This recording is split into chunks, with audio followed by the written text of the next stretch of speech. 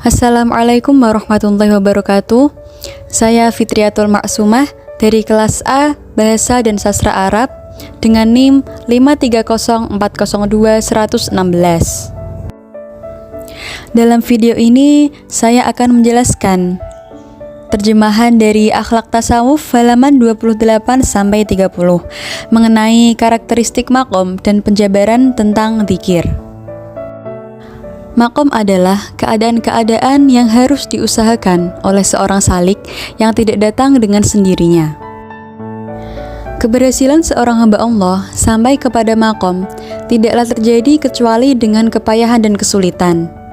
Karena tidaklah mungkin seseorang mencapai pada suatu maqam ruhaniyah tertentu kecuali setelah menekuni suatu amal dan setelah mengalami kehidupan yang keras melawan dorongan-dorongan nafsu dan syahwat untuk menghindari kelezatan dan kenikmatan duniawi dalam waktu yang lama.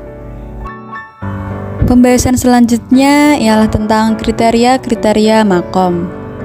Kriteria yang pertama, yang paling menonjol ialah tetap atau tidak mengalami perubahan.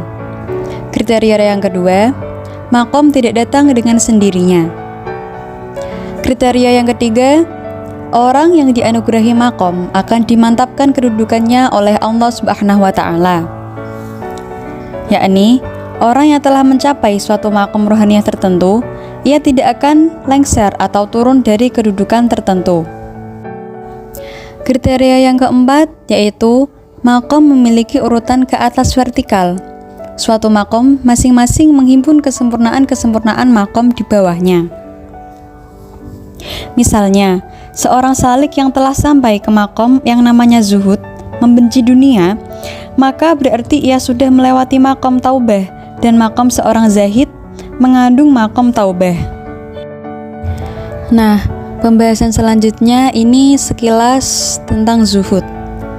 Zuhud itu suatu maqam di atas maqam taubah, sehingga di dalam maqam zuhud terkandung taubat-taubatnya tidak hilang. Maknanya, seorang zuhud pastilah orang yang sudah bertaubat dan tetap bertaubat, dan demikian seterusnya hingga sampai ke maqam tertinggi. Selanjutnya karakter-karakter ahwal.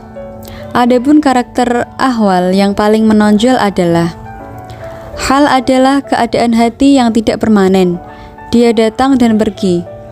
Seorang yang arif hanya bisa menunggu luberan hal dari Allah Subhanahu wa Ta'ala, supaya dia mengalami majdud atau peristiwa di mana ia ditarik oleh Allah dan melihat hakikat-hakikat yang sempurna.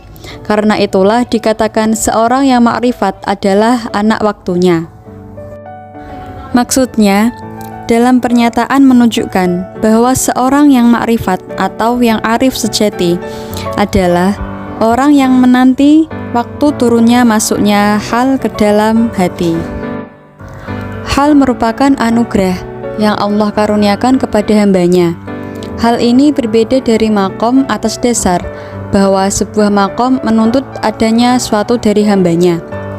Adapun yang namanya hal itu tidak menuntut adanya upaya dan kesulitan dari hambanya.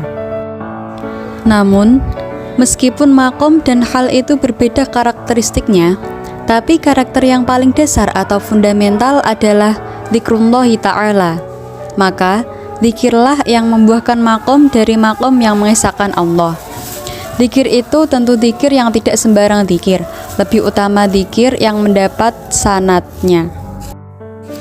Berbicara tentang dzikir, dzikir ialah fondasi dari semua maqam. Sebagaimana suatu tembok harus dibangun di atas fondasi, dan sebagaimana atap harus berdiri di atas tembok-temboknya.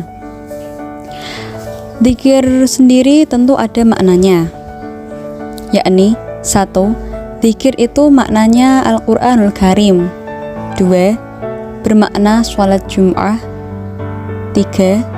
Dimaksudkan dengan ilmu. Yang keempat, dimaksudkan tasbih, tahlil, takbir, dan sholawat. Perlu diketahui, ada kelompok di hari kiamat nanti yang dikenal dengan nama Ahlul Karom. Ahlul Karom ialah orang-orang yang mulia. Mereka adalah orang-orang yang sering berada di majelis-majelis dzikir di masjid. Ada hadis yang mengatakan bahwa Barang siapa yang disibukkan dengan membaca Al-Quran dan berzikir sehingga tidak sempat meminta kepadaku, maka aku beri orang itu sesuatu yang lebih baik daripada yang aku berikan kepada mereka yang meminta. Dalam kutipan hadis ini, kita tentu dapat mengetahui pentingnya zikir kepada Allah, bukan? Nah, mari membahas tentang macam-macam zikir. Macam zikir yang pertama yaitu zikir sir. Zikir sir ialah zikir di dalam hati atau zikir yang tidak terdengar. Maksudnya ialah zikir dengan suara pelan atau bisa saja tidak ada suaranya.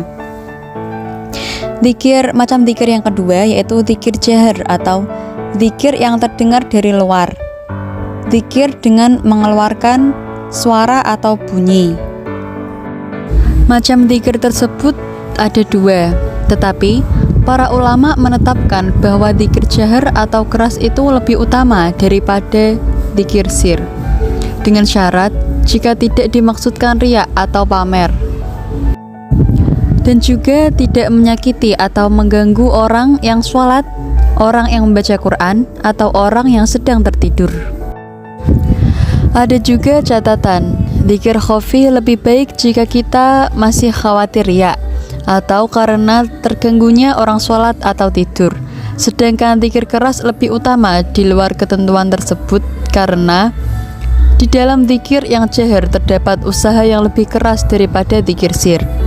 Ganjaran amal itu tergantung seberapa payahnya perbuatan yang dilakukan, dan juga karena faedahnya melebar tidak hanya pada orang yang berzikir atau dzakir, tapi kepada orang yang mendengar juga.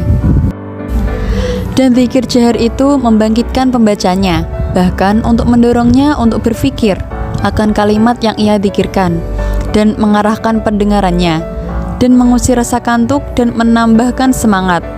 Sebagian ulama mengatakan zikir jahar itu disunahkan dalam beberapa qiraah dan zikir sir juga disunahkan dalam beberapa qiraah. Nah, kesimpulan dari dua macam zikir tersebut ialah jahar itu disunahkan, tapi kalau kita sudah merasa lelah, itu bisa diganti dengan zikir sir. Ya, seperti itulah cara Imam As-Suyuti menghimpun hadis-hadis yang seakan-akan bertentangan tadi. Nah, demikianlah penjelasan terjemahan akhlak tasawuf dari saya.